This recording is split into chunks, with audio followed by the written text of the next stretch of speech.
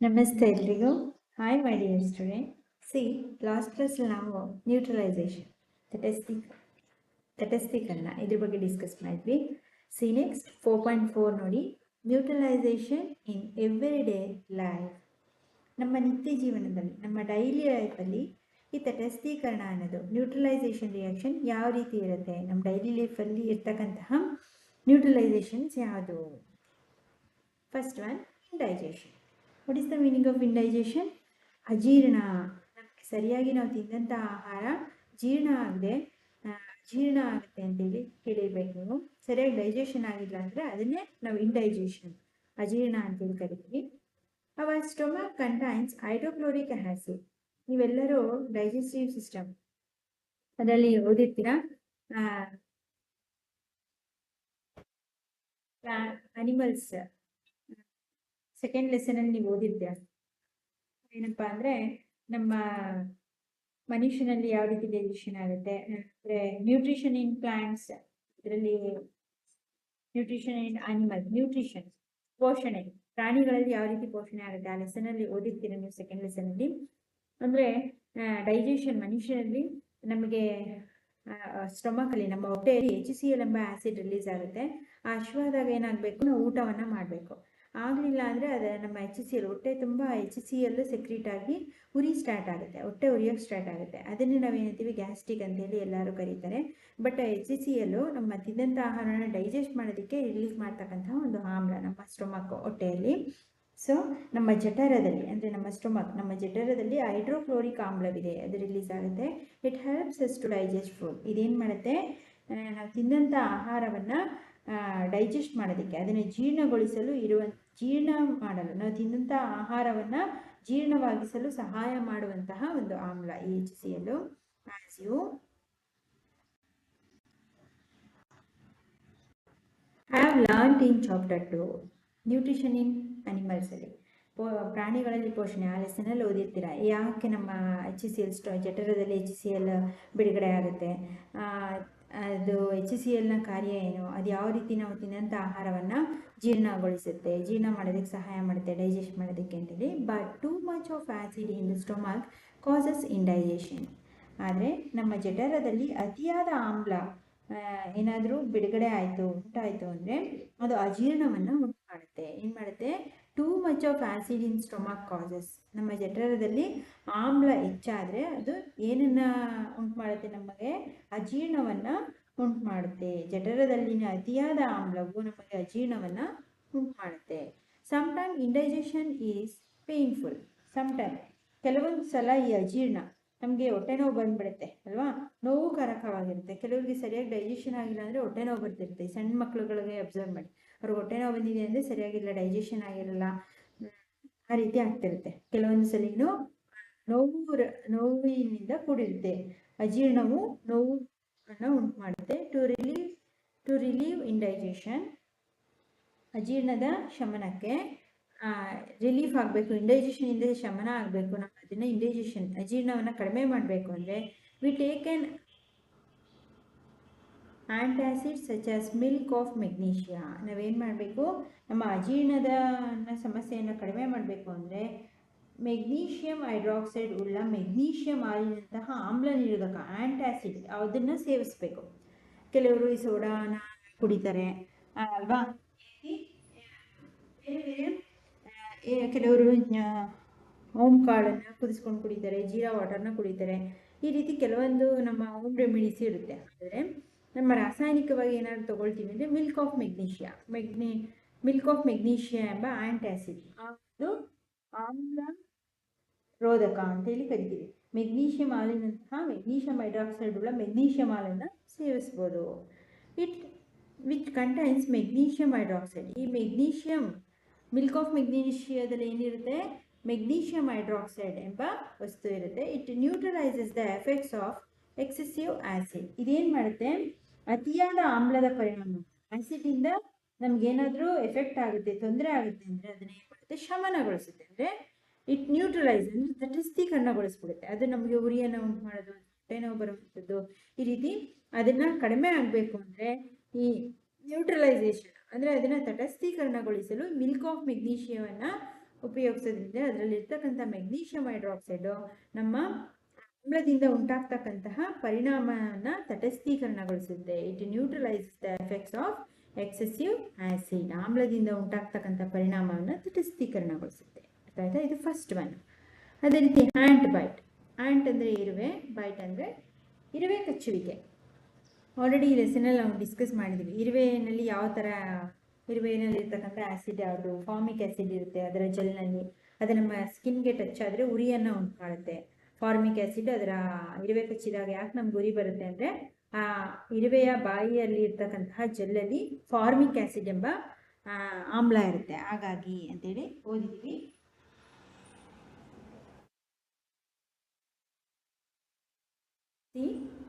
ಇರುವೆ ಕಚ್ಚುವಿಕೆ, ant bite. When an ant bites, it injects the acidic liquid formic acid into the skin. ನಮಗೆ ಇರುವೆ ಕಚ್ಚುವಾಗ ಅದರ ಆಮ್ಲೀಯ ದ್ರವವನ್ನು ಅಂದರೆ ಫಾರ್ಮಿಕ್ ಆ್ಯಸಿಡ್ನ ಚರ್ಮದ ಒಳಗೆ ಸ್ರವಿಸುತ್ತೆ. ಕಚ್ಚಿಬಿಟ್ಟು ನಮ್ಮ ಚರ್ಮದ ಒಳಗೆ ಫಾರ್ಮಿಕ್ ಆ್ಯಸಿಡ್ನ ಇರುವೆ ನಮ್ಮ ಚರ್ಮದ ಒಳಗೆ ಬಿಟ್ಬಿಡುತ್ತೆ. ಅರ್ಥ ಆಯ್ತಾ? The effect of the acid can be neutralised by rubbing moist baking soda. ಈ ರೀತಿ ಇರುವೆ ಕಚ್ಚಿಬಿಟ್ಟು ಆ ಇರುವೆ ಏನು ಮಾಡುತ್ತೆ, ನಮ್ಮ ಚರ್ಮದೊಳಗೆ ಫಾರ್ಮಿಕ್ ಆ್ಯಸಿಡ್ನ ಬಿಡೋದ್ರಿಂದ ಉರಿಯಾಗುತ್ತೆ. ಈ ರೀತಿ ಚರ್ಮದ ಉರಿಯಾದಾಗ ಏನು ಮಾಡಬೇಕು, ಒದ್ದೆ ಮಾಡಿದ ಅಂದರೆ ಒದ್ದೆ ಆದಂತಹ ರಬ್ಬಿಂಗ್ ಮಾಯ್ಸ್ಟ್ ಬೇಕಿಂಗ್ ಸೋಡಾ ಅಂದರೆ ಒದ್ದೆ ಮಾಡಿದಂತಹ ಅಡುಗೆ ಸೋಡಾ ಪುಡಿ ಅಲ್ವಾ, ಅದನ್ನು ಒಂದು ಸ್ವಲ್ಪ ನೀರು ಹಾಕಿ ಒದ್ದೆ ಮಾಡಿಕೊಂಡು ಅದನ್ನು ಏನು ಮಾಡಬೇಕು, ಉಜ್ಜೋದ್ರಿಂದ ಆ ದ್ರಾವಣವನ್ನು, ಅಡಿಗೆ ಸೋಡಾದ ದ್ರಾವಣವನ್ನು ಉಜ್ಜೋದ್ರಿಂದ ಏನಾಗುತ್ತೆ, sodium hydrogen carbonate or calamine solution which contain zinc carbonate. The effects of acid can be neutralised by rubbing moist. ಇರುವೆ ಕಚ್ಚಿದಾಗ ಅದರ ಉರಿಯನ್ನು ತಡೆಯಲು ಅಡಿಗೆ ಸೋಡಾವನ್ನು ಸ್ವಲ್ಪ ನೀರಿಗೆ ಹಾಕಿ ಆ ಮಾಯ್ಸ್ಟ್ ಒದ್ದೆಯಾದ ಅಡಿಗೆ ಸೋಡಾವನ್ನು ಉಜ್ಜೋದ್ರಿಂದ ಏನಾಗುತ್ತೆ, ಆಮ್ಲದಿಂದ ಉಂಟಾಗ್ತಕ್ಕಂಥ ಉರಿಯ ಪರಿಣಾಮವನ್ನು ಅದು ತಟಸ್ಥೀಕರಣಗೊಳಿಸುತ್ತೆ. ಅದಲ್ಲದೆ ಸೋಡಿಯಂ ಹೈಡ್ರೋಕಾರ್ಬೊನೇಟ್ ಅಥವಾ ಕೆಲಮೈನ್ ಸೊಲ್ಯೂಷನ್, ಇದಲ್ಲದೆ ಏನು ಅಡಿಗೆ ಸೋಡಾ ಅಥವಾ ಸತುವಿನ ಕಾರ್ಬೊನೇಟ್ ಉಳ್ಳ ಕೆಲಮೈನ್ ದ್ರಾವಣವನ್ನು ಉಜ್ಜೋದ್ರಿಂದ ಅದರಿಂದ ಉಂಟಾಗ್ತಕ್ಕಂಥ ಉರಿ, ಆಮ್ಲದಿಂದ ಉಂಟಾಗ್ತಕ್ಕಂಥ ಉರಿಯನ್ನು ತಟಸ್ಥೀಕರಣಗೊಳಿಸುತ್ತೆ. It can be the acid can be neutralised by rubbing moist. ಆಯ್ತಾ? ಇದು ಎರಡನೇದು ನಮ್ಮ ಡೈಲಿ ಲೈಫಲ್ಲಿ ಆಗ್ತಕ್ಕಂಥ ನ್ಯೂಟ್ರಲೈಸೇಷನ್. ಥರ್ಡ್ ಒನ್ ನೋಡಿ, ಸಾಯಿಲ್ ಟ್ರೀಟ್ಮೆಂಟ್. ಮಣ್ಣಿನ ಸಂರಕ್ಷಣೆ ಅಂತೇಳಿ ಕರಿತೀವಿ. ಏನು? ಮಣ್ಣಿನ ಸಂರಕ್ಷಣೆ. Excessive use of chemical fertilisers makes the soil acidic. ರಸಗೊಬ್ಬರಗಳ ಅತಿಯಾದ ಬಳಕೆ. ಇತ್ತೀಚಿನ ದಿನಗಳಲ್ಲಿ ಯಾವುದೇ ನಾವು ಫ್ರೂಟ್ಸು, ವೆಜಿಟೇಬಲ್ಸು ಏನೇ ಬೆಳಿಬೇಕು, ದವಸ ಧಾನ್ಯಗಳನ್ನ ಬೆಳಿಬೇಕು ಅಂದರೆ ಎಲ್ಲದಕ್ಕೂ ಹೆಚ್ಚಾಗಿ ಕೆಮಿಕಲ್ ಫರ್ಟಿಲೈಸರ್ಸ್, ರಸಗೊಬ್ಬರಗಳನ್ನ ರಾಸಾಯನಿಕ ಅಂಗಡಿಗಳಿಂದ ತಂದು ಹಾಕ್ತೀವಿ. ಈಗ ಹಸುಗಳ ಸಗಣಿ, ಅವುಗಳ ಇದು ಸಿಗೋದು ಕಷ್ಟನೇ ಅಲ್ವಾ. ಹಾಗಾಗಿ ನೈಸರ್ಗಿಕ ಗೊಬ್ಬರಗಳು ಹೆಚ್ಚು ಇಲ್ಲದೆ ಇರೋದ್ರಿಂದ ಕೆಮಿಕಲ್ ಫರ್ಟಿಲೈಸರ್ಸ್, ರಾಸಾಯನಿಕ ಗೊಬ್ಬರಗಳನ್ನ ಹೆಚ್ಚು ಉಪಯೋಗಿಸ್ತಿರೋದ್ರಿಂದ ಮಣ್ಣು ಏನಾಗಿದೆ, ಮೇಕ್ಸ್ ದ ಸಾಯಿಲ್ ಅಸಿಡಿಕ್. ಮಣ್ಣು ಆಮ್ಲೀಯವಾಗಿದೆ, ಅಸಿಡಿಕ್ ಆಗಿದೆ. Plants do not grow well when the soil is either too acidic or too basic. ಈ ಸಸ್ಯಗಳೇನು ಚೆನ್ನಾಗಿ ಬೆಳಿಬೇಕು ಅಂದರೆ ಅದಕ್ಕೆ ಹೆಚ್ಚು ಆಮ್ಲೀಯ ಇರಬಾರ್ದು, ಪ್ರತ್ಯಾಮ್ಲೀಯ ಇರಬಾರ್ದು. ಮಣ್ಣಿನಲ್ಲಿ ಯಾವಾಗ ಅಸಿಡಿಕ್ ಕಂಟೆಂಟ್ ಅತಿ ಆಗುತ್ತೋ ಆಗ ಸಸ್ಯಗಳು ಅತಿಯಾದ ಆಮ್ಲೀಯವಾದರೂ ಅಥವಾ ಅತಿಯಾದ ಪ್ರತ್ಯಾಮ್ಲೀಯ, ಅಸಿಡಿಕ್ ಆದರೂ ಅಥವಾ ಬೇಸಿಕ್ ಜಾಸ್ತಿ ಆದರೂ ಏನು ಸಸ್ಯಗಳು ಚೆನ್ನಾಗಿ ಬೆಳೆಯೋದಿಲ್ಲ. When the soil is too acidic it is treated with bases like quicklime or slaked lime, calcium hydroxide, calcium oxide. ಮಣ್ಣು ಅತಿಯಾಗಿ ಅಸಿಡಿಕ್ ಆದರೆ, ಆಮ್ಲೀಯವಾದಾಗ ಅದಕ್ಕೆ ಸುಟ್ಟ ಸುಣ್ಣ, ಕ್ಯಾಲ್ಸಿಯಂ ಹೈಡ್ರಾಕ್ಸೈಡ್, ಸುಣ್ಣವನ್ನು ಸುಟ್ಟಬಿಟ್ಟು, ಅಥವಾ ನೀರು ಉಡಿಸಿದ ಸುಣ್ಣ, ಕ್ಯಾಲ್ಸಿಯಂ ಹೈಡ್ರಾಕ್ಸೈಡ್, ನೀರಲ್ಲಿ ಹಾಕಿರ್ತಕ್ಕಂಥ ಬೇಯಿಸಿರ್ತಕ್ಕಂಥ ಸುಣ್ಣ ಅಥವಾ ನೀರಲ್ಲಿ ಹಾಕಿರ್ತಕ್ಕಂಥ ಸುಣ್ಣವನ್ನು ಏನು ಮಾಡಬೇಕು, ಸುಣ್ಣದಂಥ ಪ್ರತ್ಯಾಮ್ಲಗಳನ್ನು ಸೇರಿಸಿ ಏನು ಮಾಡಬೇಕು, ಸಂಸ್ಕರಿಸುತ್ತಾರೆ ಮಣ್ಣಿಗೆ. ಅರ್ಥ ಆಯ್ತಾ? If the soil is basic, acidic ಆದರೆ ಸುಟ್ಟ ಸುಣ್ಣವನ್ನು, ಬೇಯಿಸಿದ ಸುಣ್ಣವನ್ನು ಹಾಕ್ಬೋದು. ಅದೇ ರೀತಿ ಬೇಸಿಕ್ ಆದರೆ, ಪ್ರತ್ಯಾಮ್ಲಯವಾದರೆ ಆರ್ಗ್ಯಾನಿಕ್ ಮ್ಯಾಟರ್ ಅಂದರೆ compost is added to it. ಅದೇ ರೀತಿ ಮಣ್ಣು ಪ್ರತ್ಯಾಮ್ಲಯವಾದಾಗ ಅದಕ್ಕೆ ಸಾವಯವ ವಸ್ತುಗಳನ್ನು ಸೇರಿಸ್ತಾರೆ. ಯಾವುದು ಸಾವಯವ ವಸ್ತುಗಳಂದರೆ organic matter releases acids which neutralises the basic nature of the soil. ಸಾವಯವ ವಸ್ತುಗಳು ಆಮ್ಲವನ್ನು ಬಿಡುಗಡೆ ಮಾಡಿ ಮಣ್ಣಿನ ಪ್ರತ್ಯಾಮ್ಲ ಗುಣವನ್ನು ತಟಸ್ಥೀಕರಣಗೊಳಿಸುತ್ತೆ. ಬೇಸ್ ಜಾಸ್ತಿ ಆದಾಗ ಆಸಿಡ್ ಪ್ರೊಡ್ಯೂಸ್ ಮಾಡ್ತಕ್ಕಂತಹ ವಸ್ತುವನ್ನ ಅದಕ್ಕೆ ಹಾಕ್ಬೇಕು. ಯಾವುದು? ಆರ್ಗ್ಯಾನಿಕ್ ಮ್ಯಾಟರ್, ಸಾವಯವ ವಸ್ತುಗಳನ್ನ, ಆಮ್ಲವನ್ನ ಬಿಡುಗಡೆ ಮಾಡುವಂತ ಸಾವಯವ ವಸ್ತುಗಳನ್ನ ಮಣ್ಣಿಗೆ ಹಾಕ್ತಾರೆ. ಆಗ ಬೇಸಿಕ್ ಆಗಿರುತ್ತಲ್ಲ ಮಣ್ಣು, ಪ್ರತ್ಯಾಮ್ಲೀಯ ಗುಣವನ್ನ ಏನ್ ಮಾಡುತ್ತೆ? ತಟಸ್ಥೀಕರಣಗೊಳಿಸುತ್ತೆ. ಗೊತ್ತಾಯ್ತಾ? ಅದನ್ನ ಸ್ಟಾಪ್ ಮಾಡುತ್ತೆ. ತುಂಬಾ ಅಸಿಡಿಕ್ ಆಗದಾಗೆ ಕ್ಯಾಲ್ಸಿಯಂ ಆಕ್ಸೈಡ್, ಕ್ಯಾಲ್ಸಿಯಂ ಹೈಡ್ರಾಕ್ಸೈಡ್ ನ ಮಣ್ಣಿಗೆ ಹಾಕ್ಬೇಕು. ಅದೇ ರೀತಿ ಮಣ್ಣು ತುಂಬಾ ಬೇಸಿಕ್ ಆದ್ರೆ ಅದಕ್ಕೆ ಆರ್ಗ್ಯಾನಿಕ್ ಮ್ಯಾಟರ್ನ, ಆಸಿಡ್ ನ ನ್ಯೂಟ್ರಲೈಸ್ ಮಾಡುವಂತಹ ಆರ್ಗ್ಯಾನಿಕ್ ಮ್ಯಾಟರ್ನ ಮಾಡಿದ್ರೆ ಅದು ಬೇಸಿಕ್ ನೇಚರ್ ಏನಾಗುತ್ತೆ? ಮಣ್ಣಿನ ಪ್ರತ್ಯಾಮ್ಲೀಯ ಗುಣವನ್ನು ತಟಸ್ಥೀಕರಣಗೊಳಿಸುತ್ತೆ. Next factory wastes. ಕಾರ್ಖಾನೆಯ ತ್ಯಾಜ್ಯಗಳು, ಫ್ಯಾಕ್ಟರಿಗಳಲ್ಲಿ ಹೊರಬರ್ತಕ್ಕಂತಹ, ಕಾರ್ಖಾನೆಯಿಂದ ಹೊರಬರ್ತಕ್ಕಂತಹ ತ್ಯಾಜ್ಯ ವಸ್ತುಗಳು. The waste of many factories contain acids. ಸಾಮಾನ್ಯವಾಗಿ ಕಾರ್ಖಾನೆಗಳಿಂದ ಹೊರಬರ್ತಕ್ಕಂಥ ತ್ಯಾಜ್ಯ ವಸ್ತುಗಳಲ್ಲಿ ಹೆಚ್ಚಾಗಿ ಆಸಿಡ್ಸೇ ಇರುತ್ತೆ, ಆಮ್ಲೀಯ ವಸ್ತುಗಳೇ ಜಾಸ್ತಿ. If they are allowed to flow in to the water bodies, the acids will kill fishes and other organism. ಸಾಮಾನ್ಯವಾಗಿ ಕಾರ್ಖಾನೆಯ ತ್ಯಾಜ್ಯವನ್ನು ನದಿಗಳಿಗೆ ಬಿಡ್ತಾರೆ. ನದಿ ನೀರಿಗೆ, ನೀರಿನಲ್ಲಿ ಎಷ್ಟೋ ಜೀವಿಗಳು ವಾಸಿಸ್ತಿರುತ್ತೆ. ಕಪ್ಪೆಗಳಿರ್ಬೋದು, ಹಾವಿರ್ಬೋದು, ಹೇಡಿ ಇರ್ಬೋದು, ಮೀನ್ ಇರ್ಬೋದು, ಸಣ್ಣ ಜಲಚರ ಪ್ರಾಣಿಗಳು, ನೀರಿನಲ್ಲಿ ವಾಸಿಸುವ ಕೋಟ್ಯಾಂತರ ಜಲಚರ ಪ್ರಾಣಿಗಳು, ಅದರಲ್ಲಿ ಮುಖ್ಯವಾಗಿ ಫಿಶಸ್ ಇರ್ಬೋದು. ಆ ಎಲ್ಲವೂ ಕಾರ್ಖಾನೆ ತ್ಯಾಜ್ಯಗಳಲ್ಲಿ ಆಮ್ಲ ಇರುತ್ತಲ್ಲ, ಆಸಿಡ್ಸ್ ಜಾಸ್ತಿ ಇರೋದ್ರಿಂದ ಏನಾಗುತ್ತೆ? ಈ ಆಮ್ಲಗಳು ನೀರಿನಲ್ಲಿರ್ತಕ್ಕಂತಹ ಮೀನು ಮತ್ತೆ ಇತರೆ ಜೀವಿಗಳನ್ನ ಕೊಂದಾಕತ್ತೆ. ಆಯ್ತಾ? The water bodies, the acids will kill fishes and other organisms. The factory wastes are therefore neutralized by adding basic substances. ಹಾಗಾಗಿ ಏನ್ ಮಾಡಬೇಕು? ಪ್ರತ್ಯಾಮ್ಲೀಯ ವಸ್ತುಗಳನ್ನ, ಅಂದ್ರೆ ಕಾರ್ಖಾನೆಯ ತ್ಯಾಜ್ಯಗಳಿಗೆ ಪ್ರತ್ಯಾಮ್ಲೀಯ ಬೇಸಿಸ್ ನ ಆಡ್ ಮಾಡೋದ್ರಿಂದ ಅದು ತಟಸ್ಥವಾಗುತ್ತದೆ. ತುಂಬಾ ಅಸಿಡಿಕ್ ಆಗಿರುತ್ತೆ ಕಾರ್ಖಾನೆ ವೇಸ್ಟ್, ಕಾರ್ಖಾನೆಯ ತ್ಯಾಜ್ಯಗಳು, ಫ್ಯಾಕ್ಟರಿ ವೇಸ್ಟ್ ಅಲ್ಲಿ. ಅದನ್ನ ನ್ಯೂಟ್ರಲೈಸೇಷನ್, ತಟಸ್ಥೀಕರಣ ಮಾಡಬೇಕು.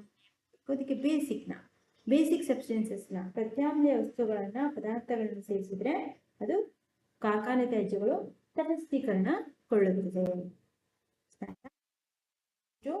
ಈ ಒಂದು ಲೆಸನ್ನ ಕಂಪ್ಲೀಟ್ ಎಕ್ಸ್ಪ್ಲನೇಷನ್.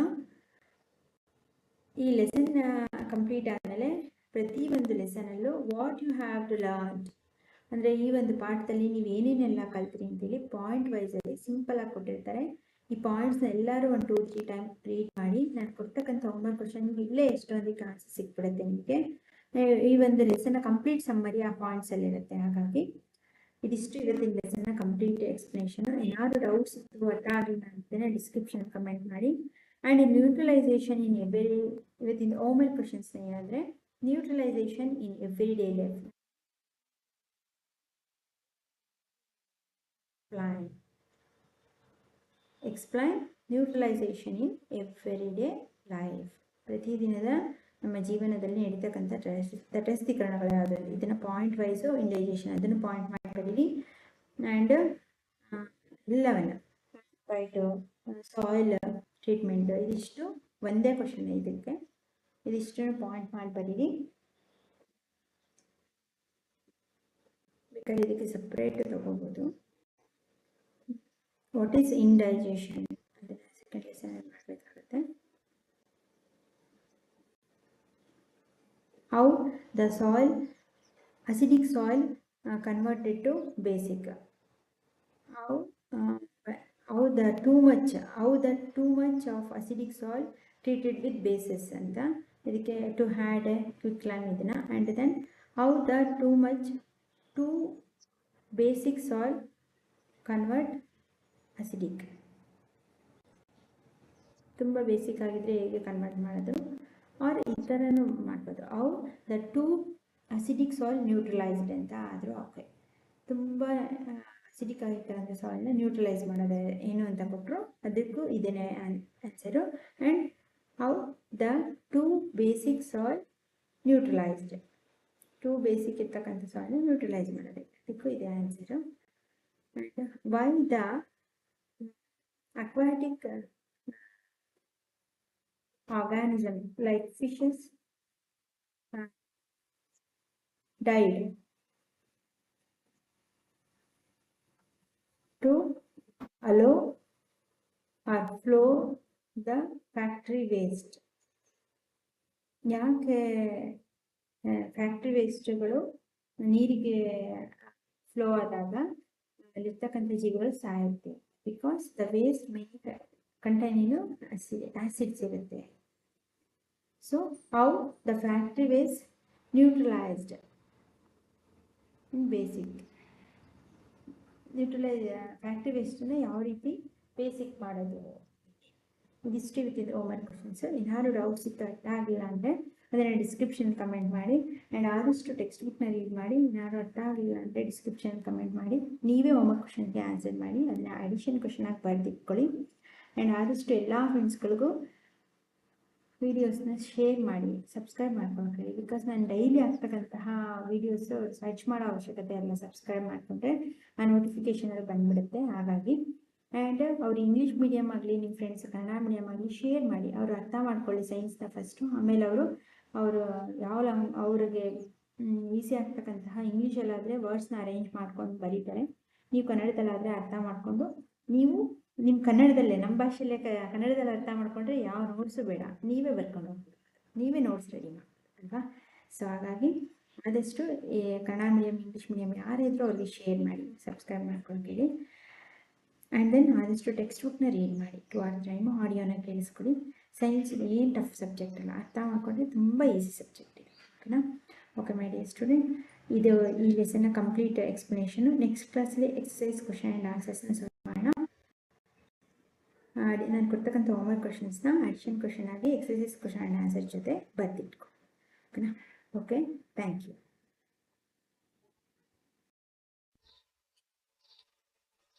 ಸಿ, ಈ lesson what you have to learn, ಈ ಲೆಸನ್ ಓದಾದ್ಮೇಲೆ ಡಿಡ್ ಯು ನೋ, ನಿಮ್ಗೆ ಇದ್ರ ಬಗ್ಗೆ ಏನಾದರೂ ಗೊತ್ತೇ ಅಂತೇಳಿ ಒಂದು ಇದನ್ನು ಕೊಟ್ಟಿದ್ದಾರೆ, ಇನ್ಫಾರ್ಮೇಷನ್ ನೋಡಿ.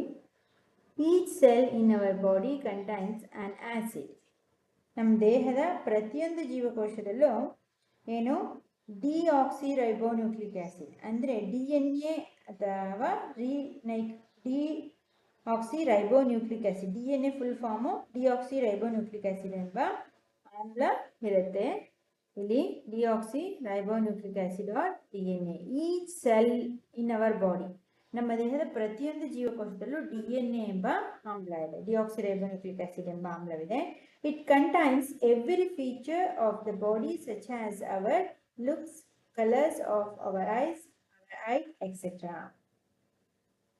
ಈ DNA ಏನು ಮಾಡುತ್ತೆ, ನಮ್ಮ ಕಣ್ಣಿನ ಬಣ್ಣ ಅಂದರೆ ಕೆಲವ್ರದ್ದು ಕ್ಯಾಟ್ ಐ ಇರುತ್ತೆ, ಕೆಲವ್ರದ್ದು ಮರೂನ್ ಐ ಇರುತ್ತೆ, ಕೆಲವ್ರದ್ದು ಐಬಾಲು ಕಣ್ಣುಗುಡ್ಡೆ ಕಪ್ಪಗಿರುತ್ತೆ. ಈ ರೀತಿ ಕಣ್ಣಿನ ಬಣ್ಣ, ನಮ್ಮ ಎತ್ತರ, ನಾವು ಎಷ್ಟು ಹೈಟ್ ಇದ್ದೀವಿ, ಕೆಲವರು ಕುಳ್ಳ ಇರ್ತಾರೆ, ಕೆಲವರು ಉದ್ದ ಇರ್ತಾರೆ, ಮತ್ತು ನಮ್ಮ ಹೇರ್ ಇರ್ಬೋದು, ನಮ್ಮ ಕೂದಲು, ಕೆಲವರಿಗೆ ಕರ್ಲಿ ಏರ್ ಇರುತ್ತೆ, ಕೆಲವರು ಸ್ಟ್ರೈಟ್ ಏರ್ ಇರುತ್ತೆ. ಈ ರೀತಿ ನಮ್ಮ ಎಲ್ಲ ಗುಣಲಕ್ಷಣಗಳನ್ನು ಈ DNA ನಿಯಂತ್ರಿಸುತ್ತದೆ. Proteins that build part of our selves are also made of amino acids.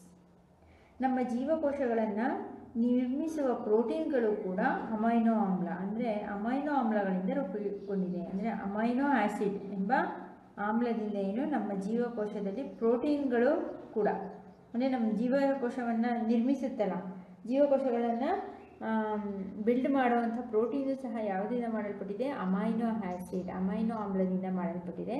The fats in our body contains fatty acids. ಅದೇ ರೀತಿ ನಮ್ಮ ದೇಹದಲ್ಲಿನ ಕೊಬ್ಬು, ಫ್ಯಾಟ್ ಏನಿದೆ ಅದು ಸಹ ಕೊಬ್ಬಿನ ಆಮ್ಲಗಳನ್ನು ಒಳಗೊಂಡಿದೆ. ನಮ್ಮ ದೇಹದಲ್ಲಿರೋ ಪ್ರೋಟೀನು ಅಮೈನೋ ಆಸಿಡ್ನಿಂದಾಗಿದೆ. ನಮ್ಮ ದೇಹದಲ್ಲಿರ್ತಕ್ಕಂಥ ಫ್ಯಾಟ್, ಕೊಬ್ಬು ಸಹ ಏನನ್ನು ಒಳಗೊಂಡಿದೆ? ಫ್ಯಾಟಿ ಆಸಿಡ್ನಿಂದ ಒಳಗೊಂಡಿದೆ. ಅರ್ಥ ಆಯ್ತಾ? ಇದ್ರ ಬಗ್ಗೆ ತಿಳ್ಕೊಂಡಿದೆ. ಅಂದರೆ ನಮ್ಮ ದೇಹದಲ್ಲಿ ಯಾವ ರೀತಿ ನಮ್ಮ ದೇಹ ಆಮ್ಲಯುಕ್ತವಾಗಿದೆ, ಅಂದರೆ ಆಮ್ಲವನ್ನು ನಮ್ಮ ದೇಹದಲ್ಲಿರ್ತಕ್ಕಂಥ ಆಮ್ಲಗಳು, ನಮ್ಮ ದೇಹದಲ್ಲಿರ್ತಕ್ಕಂಥ ಪ್ರೋಟೀನ್ಸು, ನಮ್ಮ ದೇಹದ ಫ್ಯಾಟ್ಸು ಎಲ್ಲ ಯಾವುದರಿಂದ ಒಳಗೊಂಡಿದೆ ಅಂತೇಳಿ ಇನ್ಫಾರ್ಮೇಷನ್ನ ಕೊಟ್ಟಿದ್ದಾರೆ. ಆಯಿತಾ?